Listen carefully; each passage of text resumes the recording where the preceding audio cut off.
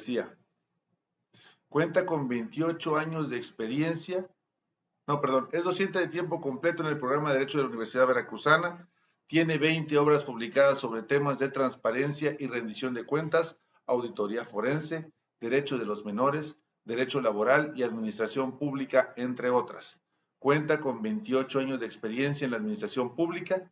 Se inició en el año 1993 como secretario particular del director general del Instituto de la Juventud Veracruzana, secretario particular el diputado propietario en la 57 legislatura del estado de Veracruz, subdirector general del Instituto de la Juventud Veracruzana, asesor del Consejo Estatal de Seguridad Pública, subdirector de administración del Instituto Veracruzano de la Cultura, delegado administrativo con la Dirección General de Prevención y Readaptación Social del Estado, delegado administrativo con la Dirección General de Tránsito y Transporte del Estado, delegado administrativo con la Subsecretaría de Seguridad Pública del Estado, secretario del Honorable Ayuntamiento de Jalapa, Veracruz, coordinador de Asuntos Jurídicos del Consejo Estatal de Seguridad Pública del Estado de Veracruz, coordinador de los Servicios de Seguridad Privada del Consejo Estatal de Seguridad Privada del Estado de Veracruz, jefe de la Unidad de Administración de la Comisión Nacional de Acuacultura y Pesca del Gobierno Federal, subdirector de Enlace Administrativo de la Dirección Local Guanajuato de la Comisión Nacional del Agua del Gobierno Federal, subdirector de Gobierno de la Alcaldía de Tlalpan de la Ciudad de México y actualmente secretario técnico de la Comisión de Ordenamiento Territorial de la Segunda Legislatura del Congreso de la Ciudad de México. Bienvenido, doctor. Es un placer tenerlo entre nosotros. Es un honor que esté con nosotros en este webinar. Adelante. Muchas gracias. Constituye para un servidor un profundo orgullo y satisfacción estar en este webinar, sobre todo ahora que se habla mucho de lo que tiene que ver con las tecnologías de la información y la comunicación, llamadas TICs, así como los nuevos modelos educativos que tenemos y que sobre todo los que tenemos de alguna forma una combinación, que tenemos una vida, en lo particular, una vida pública, me he dedicado toda mi vida al sector público, pero por la otra, una vida académica, nos topamos a veces con problemáticas de cuáles van a ser los nuevos modelos o cómo vamos a enfrentar esta forma desvirtuada que se ha dado, sobre todo en materia educativa. Yo recuerdo, para iniciar, una parte de un libro que es de Paul Johnson. Esta obra es de 1999, donde Paul Johnson, en su libro se llama Los tiempos modernos. Entonces, cuando habla de los tiempos modernos, dice Paul Johnson en su primer capítulo, en el primer párrafo, dice, palabras más, palabras menos, que el mundo moderno que conocemos hoy nació sin lugar a dudas aquel jueves 29 de mayo de 1919, cuando las fotografías de un eclipse solar, tomadas en la isla del Príncipe, en Sobral, Brasil, frente al África Occidental, confirmaron la verdad acerca de una nueva teoría del universo, pues durante medio siglo había sido evidente que la cosmología newtoniana, fundada en las líneas rectas de la geometría euclidiana y la teoría de los tiempos absolutos de Galileo, confirmaron la verdad acerca de una nueva teoría del universo, pues durante medio siglo había sido evidente que efectivamente en 1905 se descubre lo que conocemos como la teoría de la relatividad, es decir, la teoría de la electromecánica de los cuerpos. Y eso nos enseña que en la vida todo es mudanza y nada es para siempre.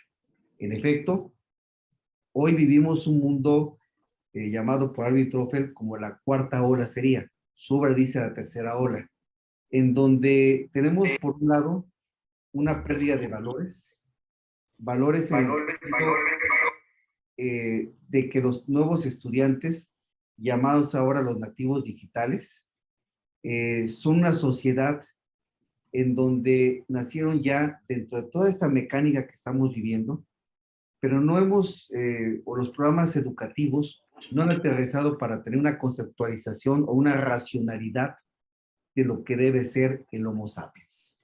Entonces, Alvin Toffel habla precisamente en su libro de ciencia ficción que se llama La Tercera Ola, es una obra de 1970, en donde dice que la primera ola es cuando aparece, en principio, aparece lo que tiene que ver la agricultura. La segunda ola es cuando se va a la industrialización y la tercera ola llegamos a lo que es la globalización como tal. Sin embargo, se deja la hipótesis para hacer teoría de una cuarta ola, que es donde vamos a una desglobalización. Es decir, en la globalización entramos a la aldea mundial, de las economías principalmente, y en donde la educación perdió un valor fundamental, porque la educación siempre ha sido y seguirá siendo un modelo cualitativo, es decir, la construcción del ser. Sin embargo, se le apostó a la ciencia y la tecnología y se quedaron atrás programas como, o asignaturas como lo que es el civismo y como es la historia. Entonces, en esa amalgama es cuando dice Toffel que vamos a una cuarta ola, en donde ya es una desglobalización, es decir, seguir siendo competitivos dentro de la aldea global, pero conservando nuestro nacionalismo, lo que somos, que nuestro nacionalismo siempre ha sido un nacionalismo de defensa de lo que nos es propio, nunca un nacionalismo de agresión.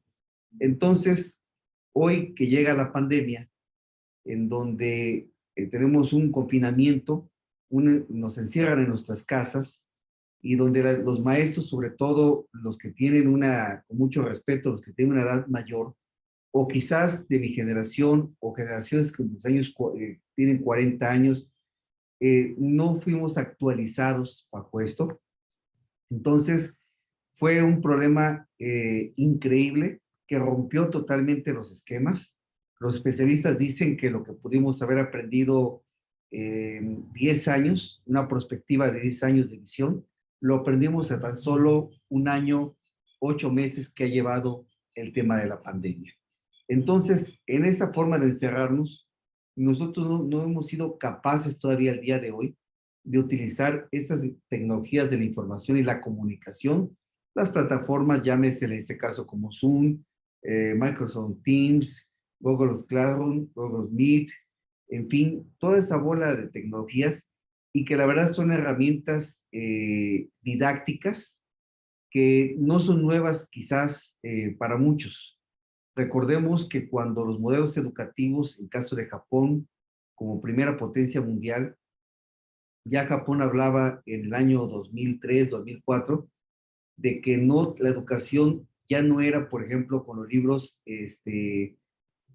físicos como los conocemos actualmente, bueno, como los hemos conocido toda la historia, sino eran libros electrónicos, en donde los estudiantes en Japón, por ejemplo, hay un lugar que se llama Fukuoka. En Fukuoka se les enseñó a los estudiantes a llevar tipo tabletas y eran libros electrónicos a donde descargaban toda la información de los famosos libros de texto que conocemos hoy y solamente se le daba al estudiante una tableta que el padre de familia o los padres de familia tenían que firmar un resguardo y devolverla al siguiente alumno. Entonces, ya no era llevar la mochila como nos educamos nosotros, que era ponerse de atrás, que era lleno de libros de todas las materias que teníamos o asignaturas, y que era un modelo ya desgastado. Sin embargo, nosotros que ya nos hablaban de esta parte futurista que venía de la educación, nunca quisimos apostarle al futuro de la educación. Hoy la educación a distancia, la educación abierta, todavía tiene sus asegúnes o tiene sus partes no completas totalmente. Voy a poner ejemplos.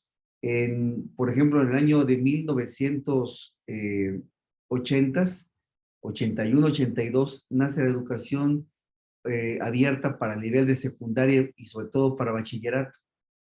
Muchos a este modelo no le apostaron, como tampoco le apostaron, por ejemplo, en 1968, en la creación, en octubre de 68, de las famosas telesecundarias.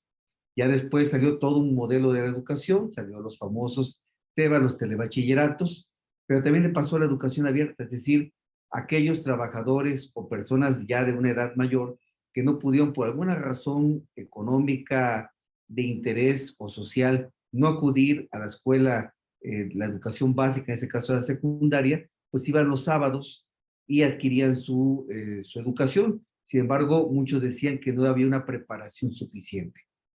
Después nos fuimos a lo que eran los bachilleratos hasta llegar a la universidad. De las primeras universidades que existieron de forma abierta fueron las universidades, por ejemplo, la abierta de San Luis Potosí, la UNAM sacó un programa parecido y el Estado de México también sacó una novedad. Esta educación era bajar, por ejemplo, 33 materias, que era lo que constaba el programa, o 30 materias. Entonces yo me escribía en línea, mandaba un correo electrónico, como era particular, bueno, pues hacía yo mi pago correspondiente, mi arancel que le conocemos, me bajaba el material y a partir de ese material hacía yo un ensayo. Entonces lo mandaba yo y cumpliendo mis 30 ensayos, pues tenía yo ya una licenciatura cursada. Obviamente, bueno, ya el examen para presentarlo, bueno, ya era el examen profesional con sinodales, ya de forma en vivo y todo lo que se hacía. Y así la educación la entendimos como la parte de la educación abierta. Hoy, por ejemplo, lo de las videollamadas, lo digo yo, tuve el privilegio, la oportunidad de trabajar en el gobierno federal, una dependencia que se llama CONAPESCA.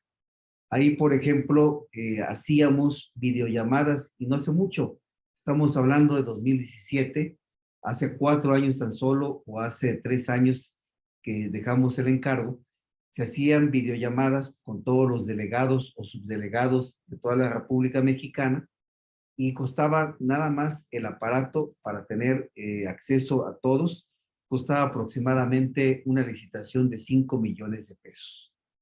Ahora, ¿cuánto nos cuesta tener esta tecnología que es totalmente económica? Digo, en este caso de Zoom, bueno, hay un software que se está pagando o una cuenta personal, pero es muy barato, Microsoft Teams, o los 40 minutos que nos da Zoom gratuitos.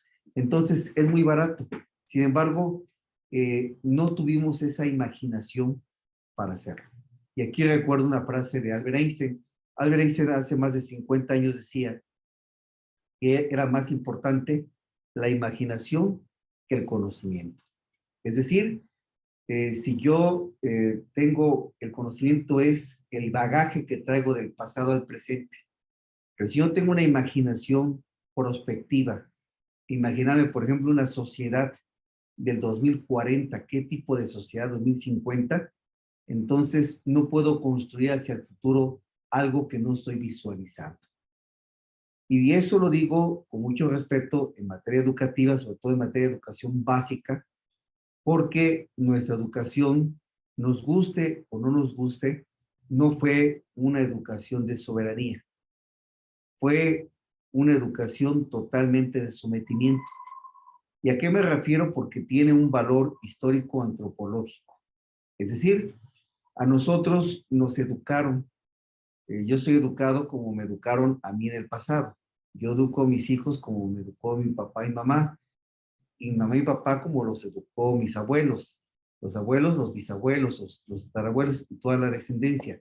Entonces, fue una educación en donde, por ejemplo, si yo acudo, no sé, al supermercado o tan solo voy al parque y me doy una boleada, perdón el término, una boleada de zapatos, una limpieza de zapatos con los betuneros o boleros. El bolero, después de terminar su trabajo, me dice, mi jefe, está usted servido. Si a mí de chicos nos educaron a que si alguien nos hablaba y nos decía por nuestro nombre, contestábamos ¿qué? Inmediatamente se dice, se contesta mande. Si mi jefe o mi superior me habla y me dice, oiga, oye Melgarejo, oye José Alberto, inmediatamente le contesto, mande usted, si no es que le digo, ordene usted, señor. Entonces, estas son, nos gusta o no, formas de sometimiento que no se estilan en ninguna parte del mundo. Tienen su principio, tienen su fundamento, que es la conquista que llega a partir de 1521 en todo lo que conocemos ahora como el territorio nacional.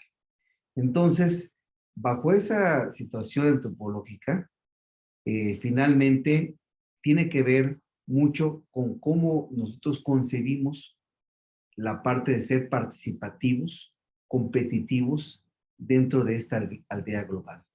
¿En qué me refiero?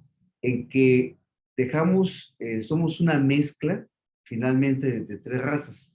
La raza india, la raza negra y la raza española, que corren por nuestras venas. Pero que no sabemos realmente, como decía el poeta, cuántas gotas de sangre tenemos en cada una, pero sí sabemos de dónde provenimos. Y en ese sentido, hoy que la educación ha perdido valores, como les decía yo, cuantitativos, me refiero a esto, a todo lo que queremos, todo es cuantitativo. ¿Cuántos estudiantes se atienden? Hacemos estadísticas, hacemos política, en materia de política pública educativa, metodología comparada, hacemos experimental, cuasi experimental, metemos métodos reductivos, en fin, toda esa parte de la gama de las metodologías y todo lo queremos medir. Y olvidamos la parte esencial y fundamental que es el ser. Es decir, como decía Piaget, la parte del constructivismo que es fundamental en una sociedad. Pero bueno, ahora la tecnología nos gana y resulta que tenemos dentro de la educación el status quo, es decir, tenemos lo que dice Mauricio Duverger, una estaciología, es decir, una parte que nos quedamos estáticos y que no somos, y que nos ganaron a los maestros, sobre todo, la parte competitiva contra una generación que no es igual a la nuestra porque nosotros de alguna forma nos enseñaron a investigar. Yo tengo 52 años, quizás he vivido más de lo que me falta por vivir, pero a nosotros nos enseñaron en la primaria, por ejemplo, a investigar, a conocer una biblioteca, a recortar si quieren una estampa, pegarla en un papel, leerla. Tuvimos una educación que fue prácticamente de grabarse datos, fechas de memoria y saber exponer. Las exposiciones eran hacer todo unas hojas grandes de papel y hacer los cuadros sinópticos y todo eso que era la parte de la exposición. Sin embargo, esa es la parte rescatable, muy rescatable que tenemos del pasado. Hoy, como decía un politólogo precisamente de la UNAM, Pérez Correa decía, ahora todos son sabios. ¿Por qué? Porque tenemos a don Google o a don sabio que todo lo sabe. Es decir, si yo tengo una duda, una palabra, eh, no sé, como el uso, una palabra complicada, metadegético, en fin, todo este tipo de palabras, entonces me meto a Google, investigo. Si ando en una ciudad y no conozco, por ejemplo, la geografía, o lo investigo en Google. Ahora es triste encontrar sociedades, por ejemplo, que no saben cuántos estados tiene la República Mexicana, quiénes son sus capitales, la separación de poderes, qué hace el poder ejecutivo, el legislativo, el judicial, temas básicos, por ejemplo, cuándo es el día de la bandera nacional, el día de nuestra constitución, en fin, toda esa parte que se ha perdido porque ahora todo lo que hacen las nuevas sociedades es consultarlo. Es decir, es una sociedad informada, pero no es una sociedad del conocimiento. No hemos tenido la capacidad de transitar de la sociedad de información a la sociedad del conocimiento. Y eso es parte de que los maestros, y lo digo en primer lugar, no hemos tenido quizás el interés o la perspectiva de actualizarnos en estos nuevos modelos. ¿Qué fue lo que pasó? Llega una pandemia, a partir del 20 de marzo se suspenden del año pasado, se suspenden las labores, tanto económicas, del sector público, así como la parte de la educación, universidades, bachilleratos, en fin, todo, tanto públicas como privadas. Se suspende todo, entonces en ese momento no tenemos nosotros la capacidad para ver cómo vamos a dar las clases. Contábamos sin programas, sin perspectivas. Muchos maestros lo solucionaron haciendo lo que se hizo en el primer modelo de educación abierta, que era mandarles libros digitales y pedirles un ensayo y calificarlos al final. Otros, por ejemplo, el caso de mi universidad, que es la Universidad Veracruzana, se manejó, tenemos una plataforma que se llama Eminus. Entonces, otros abrían su cámara, daban una clase magistral, como si estuvieran frente al grupo. Otros tantos, yo conocí casos, por ejemplo, en bachillerato, en donde maestros que enseñaban, por ejemplo, matemáticas o contabilidad, en fin, y ponían su cámara, su computadora de escritorio, laptop con su cámara, y ponían un pizarrón atrás, y escribían, y ahí iban enseñando como si estuvieran el grupo enfrente. No aprendimos, por ejemplo, el caso del Zoom, darle provecho de mandar a crear varias salas, varios grupos, entonces son salas, los mandan uno a los alumnos a trabajar con ellos, cómo compartir la pantalla, cómo hacer votaciones electrónicas a través de esa tecnología, en fin, cómo transmitir, por ejemplo, videos para nutrirlos a los alumnos y hacer una especie de clases didácticas, que es lo que nos permite estas tecnologías. Entonces ahí la educación tuvo un atraso importante. Por otra parte, a nivel universitario nos encontramos con alumnos que no los enseñamos, y hablo en general desde la primaria o desde el preescolar, la primaria, les perdimos una parte fundamental que es del hemisferio derecho, que tiene que ver con la imaginación. Entonces, eh, rompimos todos esos esquemas y hay alumnos que se acostumbraron a no ser o nunca aprendieron a ser autodidactas. Es decir, todo es una pregunta, una respuesta.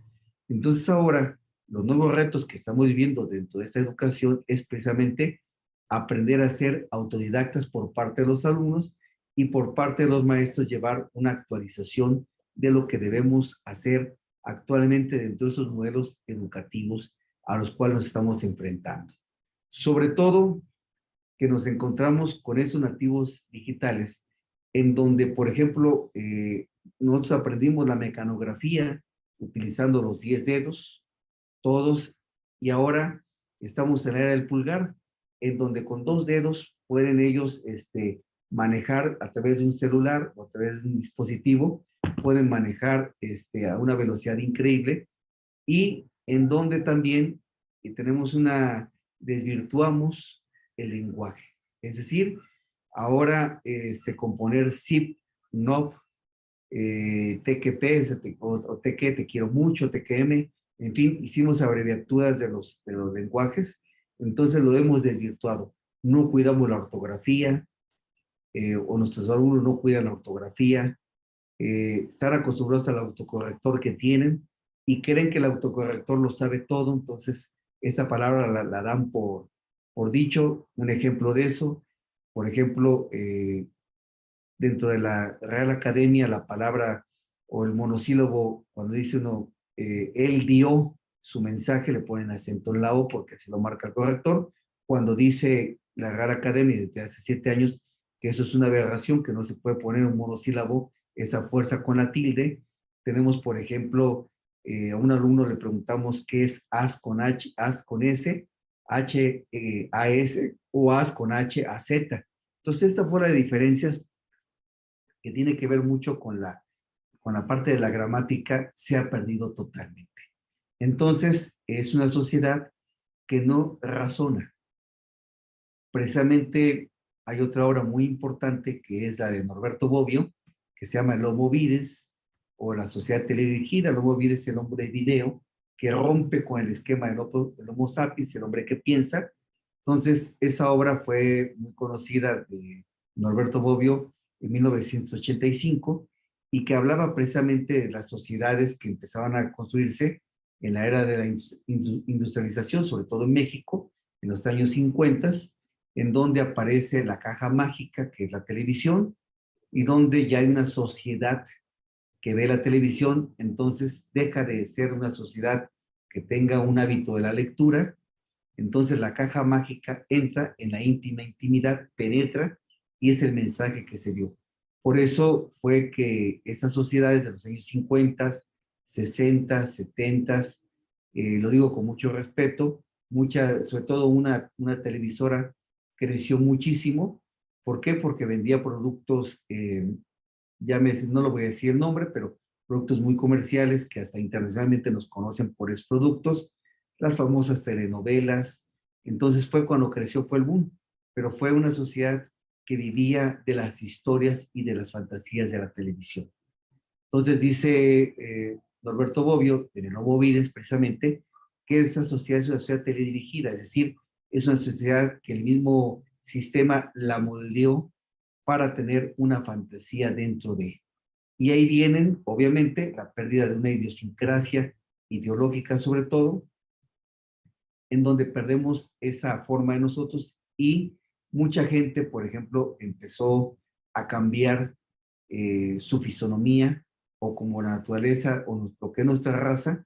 Mucha gente entró, tanto damas como caballeros, a teñirse el pelo de otro color y tratar de imitar inclusive las imágenes de lo que viene siendo la descendencia anglosajona o el país del norte que tenemos como vecino. Entonces todo eso se fue desvirtuando y empezamos a aprender otro tipo de sociedades totalmente diferentes a cómo nosotros nos envolvemos dentro de esta o el entorno de esta sociedad. Entonces ahí es donde parte uno de los fundamentos que no supimos nosotros cómo ser partícipes bajo estas tecnologías y sobre todo cómo lograr ser competitivos en esos modelos y que los alumnos que no llevaron una carrera de informática, en los años 80 se decía que era la carrera del futuro, que había que estudiar informática porque era lo que nos iba a dejar eh, una, una aportación económica importante a nuestra economía personal, a nuestro crecimiento. Ahora cualquier alumno de primaria, de secundaria, tiene más conocimientos que aquellos estudiantes de informática que hicieron una carrera de 4 o 5 años, con una tesis, con todo un esquema, y que ahora lo vemos que, bueno, pues fue una sociedad que evolucionó, pero evolucionó sin algo importante, tener una racionalidad de lo que debía hacer. Entonces, ¿qué hacer ante los nuevos retos? ¿Hacia dónde va la educación? Bueno, la educación ahora nos están diciendo nuestras autoridades que vamos a regresar o que ya regresamos muchas escuelas a trabajar, otros vamos a regresar en el mes de febrero. Sin embargo, se habla por los medios masivos de comunicación de que va a haber una nueva cuarta ola, viene un confinamiento nuevo y, sin embargo, bueno, está en el aire qué va a pasar el próximo año, sobre todo cuando es un tema totalmente económico, porque, bueno, el, el coronavirus o el COVID-19 es por expertos dicen que, sobre todo de parte de Europa, no fue un virus que naciera de una cruza de animales o de una pandemia natural, sino que nació en un laboratorio y que finalmente vivimos una guerra bacteriológica, de la que tanto en la imaginación se habló y que veíamos los dibujos de personas usando sus máscaras contra una infección, contra gases y todo eso. Tuvimos una guerra bacteriológica que es una guerra totalmente de las economías y que hoy o al día de hoy no hemos visto cuáles van a ser sus efectos, es decir, no hemos visto quién a nivel mundial, se habla inclusive que Estados Unidos deja de ser la primera potencia mundial para darle entrada, por ejemplo, a China, que se convierte en la primera potencia mundial y que ya no estamos hablando de un socialismo y un capitalismo, sino que ahora tenemos un capitalismo mundial, porque China, se diga lo que se diga, pues su forma y su manejo ya es de un modelo capitalista.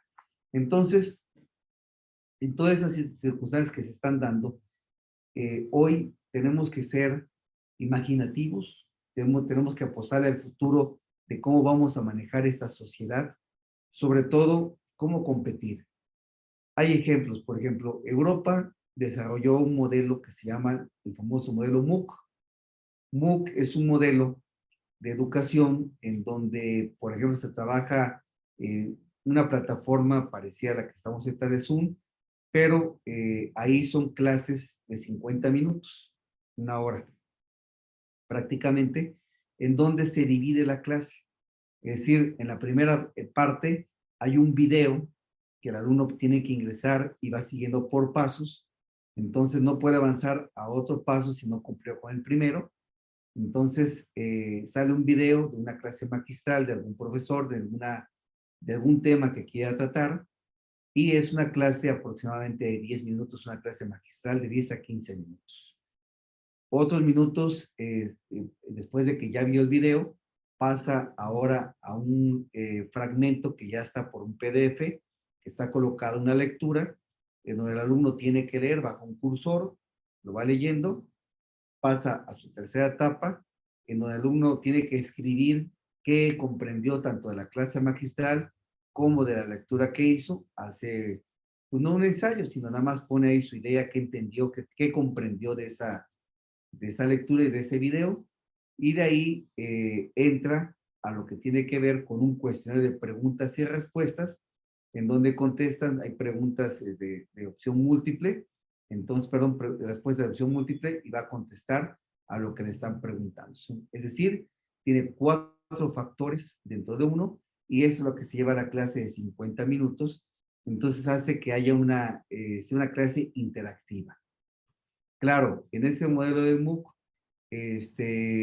tiene candados, es decir, ya los nuevos modelos a través de las cámaras graban y tienen toda una parte, un candado facial para ver si la persona o es el alumno el que se está conectando.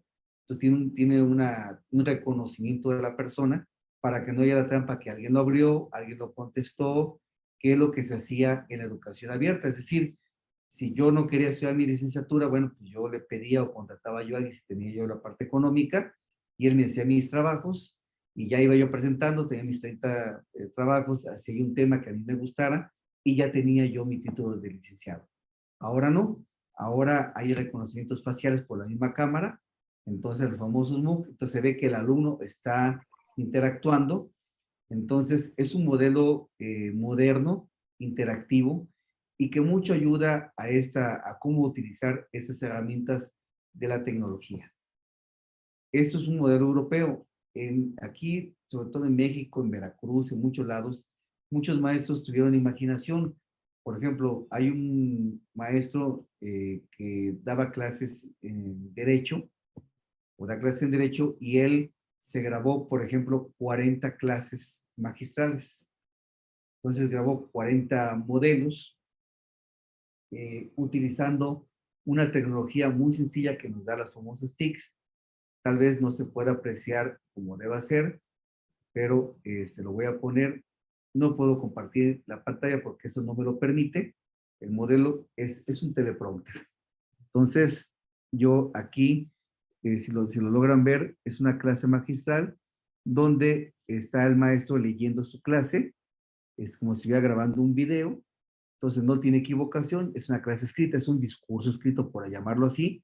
Entonces, él dice, bueno, en este caso es una clase sobre derecho laboral, dice, por eso el proceso, esta materia es muy importancia, tiene ademanes, tiene gesticulación, entonces lo graba, no se equivoca, y entonces se los manda a través de una nube, lo sube a la nube, y los alumnos bajan la clase, y hay un programa que permite que el alumno en la hora que le toca la clase, baje ese programa, bueno, de la nube baje este video, lo pueda ver y tiene un candado para determinada hora y se vuelve a subir y no lo puede volver a bajar. Entonces, tuvieron esa imaginación y ya después, cada 15 días o cada 3 semanas, el maestro aparecía ya en vivo a través de esta plataforma como Eminus y ya aclaraba dudas que iban surgiendo de estas clases magistrales. Otros maestros lo que hicieron fue, por ejemplo, que fueron criticados, en este caso es hacer, por ejemplo, láminas, utilizando, por ejemplo, no solamente el PowerPoint o para Microsoft, o en este caso para Mac, el Keynote, se utilizaron el Prezi, el Canva, entonces se utilizaron diversas herramientas tecnológicas para hacer interactivas las láminas, porque las láminas, bueno, los que aquí haya maestros que tengan oportunidad, sabemos que no es ya leer una lámina, sino que la lámina es una herramienta de apoyo para desarrollar un tema. Entonces, es decir, no tiene tanta información. Ahora se ha confundido, sobre todo que hay gente que pone una lámina completa con todo un texto, van y lo leen completo, lámina por lámina sobre temas, entonces, bueno, se ha perdido. Sin embargo, eso del PowerPoint, el Keynote, el Canva, el Prezi, todo ese tipo de herramientas se utilizan con cuestiones interactivas o que logran que inclusive el estudiante tenga una imaginación y pueda abrir la imaginación. Esto lo digo bajo un fundamento de cómo apoyarse las láminas, que tiene que ver, en derecho nosotros lo manejamos, se llama el método de los sí, o locus, que significa en latín, significa método de los lugares. Es decir, por ejemplo, cómo argumentaba Cicerón cuando tenía que dar los discursos. Se creó lo que conocemos como los palacios de la memoria. Es decir, es el tener en la imaginación o en la mente, crear un palacio o una casa que conozcamos y tenerla muy bien de memoria, qué son los lugares que se ocupan la casa. Puede ser un sillón, puede ser un librero, puede ser algo que no sea a punto. Entonces usamos la imaginación, convertimos los números, por ejemplo, en imágenes y todo el discurso lo construimos en imágenes y podemos desarrollar una improvisación, que no es improvisación, es una preparación, pero de forma imaginativa. Ese es el antiguo método que se utilizaba en Grecia. Ahora se utiliza, bueno, pues llevando un PowerPoint y que con ver una lámina, la mente inmediatamente sabe cómo construir la idea y lo va desarrollando. También se creó Tony Buzan en los años 80, también, que eso ya existía de los griegos, creó los famosos mapas mentales, cómo construir una idea y cómo se va ramificando todo para tener un pensamiento general. Pero bueno, ahora que tenemos que ser competitivos, bueno, pues es utilizar esas tecnologías.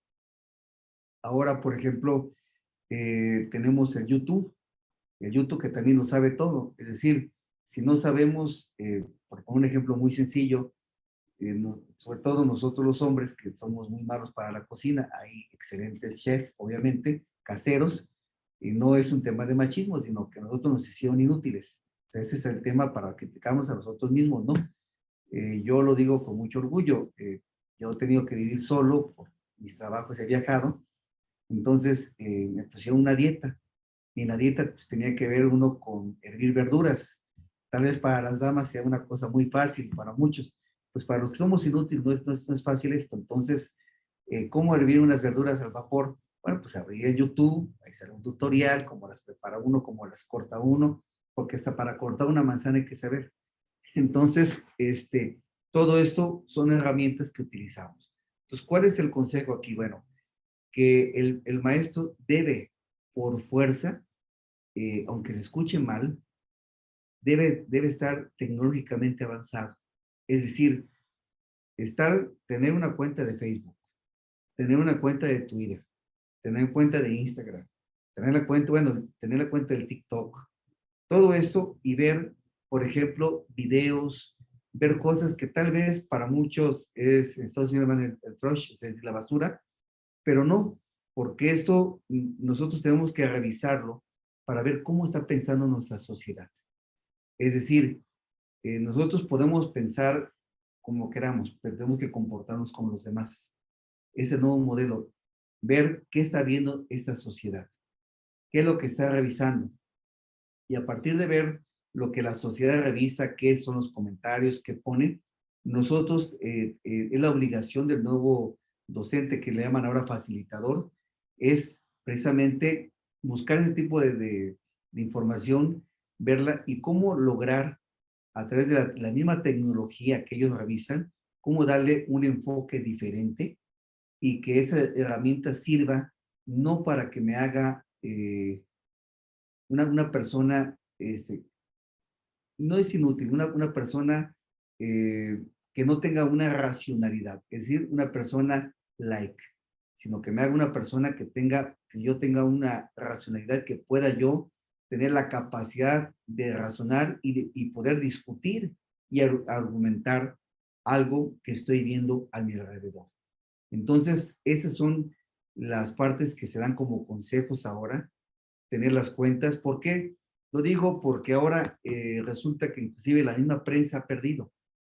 Es decir, ahora nadie revisa un periódico para ver qué es lo que dice, leer entre líneas, qué es lo que quiere decir las grandes plumas que se escriben, sino que ahora todo lo vemos por Facebook y la noticia que nos dé Facebook o que nos dé Twitter la tomamos como una verdad. Es lo que la sociedad está haciendo. Es decir, han matado no sé a cuántos cantantes, a cuántos artistas, a cuántos políticos, a cuántos personajes de la sociedad y lo damos como algo verídico. Entonces, también entra lo que es la construcción del miedo. Es decir, ahora ha estado saliendo profecías falsas, que va a haber un gran terremoto, que se va a acabar la sociedad y que todo esto, entonces, de alguna manera, como dice Roberto Bobby, lo recupero, la sociedad se está dirigiendo. Es decir, pero nosotros, para que esa sociedad no se teledirija a algo equivocado, nosotros los profesores tenemos que ser competitivos, actualizarnos, quienes no tenemos no tuvimos esa curiosidad por verlo, seamos igual que ellos, veamos tutoriales, veamos, por ejemplo, qué se está diciendo en el mundo sobre alguna conferencia, ya no es necesario inclusive en algunas partes del idioma. Ahora también la tecnología nos permite que quienes no hablan inglés, francés o ruso, otro tipo de lenguas, pues puede agarrar un traductor y la misma computadora lo va traduciendo lo que está diciendo. Entonces tenemos toda la capacidad, que aquí lo digo, por ejemplo, la tecnología rompió las fronteras, rompió la aura física y ahora está dentro de una aldea global que puede entrar a cualquier parte. Es decir, lo que nosotros nos costó con el esfuerzo económico, conocer, por ejemplo, el Museo del Cairo, conocer otras partes del mundo, los grandes museos, ellos ahora de forma interactiva lo están conociendo. Entonces, eso es la forma y la apuesta que le tenemos que hacer. Dice Platón, habla del son político, no tiene que ver exactamente con la política. Eso lo digo, tiene que ver con cómo se construía finalmente las sociedades. La sociedad se construía el son político, el hombre político, el hombre político era el hombre sociable, por así decirlo, y la polis, pues es la ciudad-estado. Entonces Platón dice que para que yo o el ser humano pudiera vivir dentro de la polis de una manera de sociedad y ser sociable, debía poseer 4 virtudes cardinales fundamentales. Y cardinales no vienen del punto geométrico, viene del corazón, es decir, de sentimiento, pues. Decía que debía poseer 4 virtudes. Lo dice sobre la obra de la República. Una era la diqué, la frónesis, la encratella y la hieracómpolis. En términos cristianos, esta era tener justicia, prudencia, templanza y fortaleza. Si tenía yo esas 4 virtudes, podía yo entonces lograr la paideia. La paideia es más allá de la educación, es decir, la cultura, la forma en que me estoy construyendo el ser.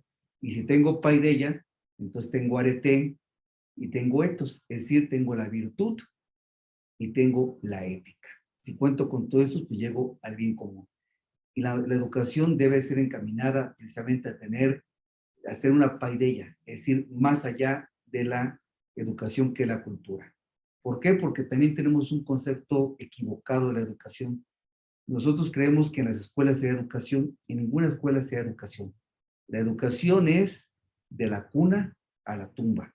La educación a partir de que aprendemos cómo agarrar la cuchara, cómo comer, cómo hacer. Todo esto es la cultura que nos dan las casas y la educación. La educación se da en las casas. En las escuelas se da instrucción, que es totalmente distinto.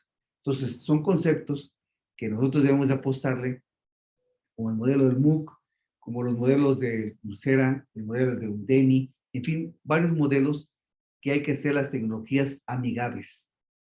¿Cómo es la mejor manera? Pues meternos, echando a perder se aprende. Es decir, buscando videos, moviéndole todos los botones, volver a recuperar esa parte del hemisferio derecho, que es la imaginación, que el hemisferio izquierdo, que es la lógica, nos fue rompiendo y nos fueron enseñando a una forma vertical totalmente, que es de arriba hacia abajo. tenemos que ser transversales en el conocimiento, es decir, investigadores como si fuéramos niños. Hay que ponernos, hay que tomar de los niños la imaginación, mover todos los botones, echando a perder cosas, para que podamos aprender y de esta forma podamos ser competitivos. Finalmente, pues yo quiero agradecer a todo este auditorio o video auditorio la oportunidad que me dan de expresar algunas cosas. Yo estoy, como decía aquí maestro, estoy como muchos de ustedes, tuve que actualizarme, tuve que ser competitivo para poder hablar con las sociedades. También me tocó crear dos muchachos, ya son muchachas, dos niñas, entonces, ¿cómo entenderme con esa sociedad? Finalmente, para recuperar el respeto que hay hacia el maestro. Por eso, hay una anécdota que dicen que Alejandro Magno le tenía más respeto a Aristóteles que a su propio padre. Y le preguntan una vez a Alejandro Magno que cómo era posible esto. Y Alejandro Magno contesta, mi padre, al darme la vida, me bajó de la tierra, me elevó, me bajó del cielo a la tierra. Aristóteles, con su doctrina y sus enseñanzas, me vuelve a elevar de la tierra hacia el cielo. Es decir, ¿cuál es la labor del maestro? Ser facilitador, entrar en el modelo de la educación competitiva, las competencias que conocemos, y tener una perspectiva del futuro. Porque no hay que vivir del pasado. Es decir, porque hoy es discípulo de ayer y maestro de mañana. Lo que hagamos hoy es la sociedad que vamos a imaginar prospectivamente en el 2050. Necesitamos una sociedad con valores éticos, moral, y que sea una sociedad competitiva, conservando la parte cualitativa de la construcción de su ser, pero sí teniendo una idea de cómo va a ser el futuro y cómo va a ser su sociedad. Por su atención y les agradezco mucho a todos, a todas y a todos, y cualquier comentario me escribo a sus órdenes para poder ampliar la información. Muchas gracias. Muchas gracias, doctor. Tenemos un comentario aquí de los que están en la conferencia. Muchas gracias por su charla tan atinada en estos momentos. Creo que lo debemos buscar como docentes, es que el alumno alcance autonomía profesional y se logra justo con el razonamiento y disciplina. Debemos buscar 1000 herramientas más para lograr excelencia educativa. Felicidades por su gran conocimiento y consejos. Fue José Díaz. Y Marta Gabriela Aguilar dice, y la parte pedagógica atrás, muy atrás. Así es. Doctor, bueno, no sé si tengan algún otro comentario los asistentes a la conferencia. Muchas gracias por estar con nosotros. Tenemos un reconocimiento para usted, doctor. El Centro de Integración, Capacitación y Estudios Profesionales otorga su reconocimiento al doctor José Alberto Hernández Melgarejo por haber impartido el webinar Retos de los nuevos modelos educativos a través de las plataformas digitales el día 3 de diciembre de 2021 de manera virtual. Doctor, muchísimas gracias por honrarnos con su presencia. Perdonen, aquí me perdí. Por honrarnos con su presencia, muchas gracias. Gracias por esta hora que nos dio de muchísimo aprendizaje, muchísima, dice Claudia Garita, excelente plática, muchas gracias. Blanca Villa, felicidades. La verdad es que muchas gracias, nos iluminó mucho, la verdad, con su conocimiento. Tuvimos muchos asistentes nuevos y bueno, esperemos tenerlo pronto por aquí el próximo año. Claro que sí, con un gran gusto el que se lleva. Para mí fue un gran honor estar con ustedes. Muchas gracias, doctor, que esté muy bien. Gracias por su presencia. Buenas tardes a todos, saludos. Saludos, que esté muy bien. Muchas gracias a todos.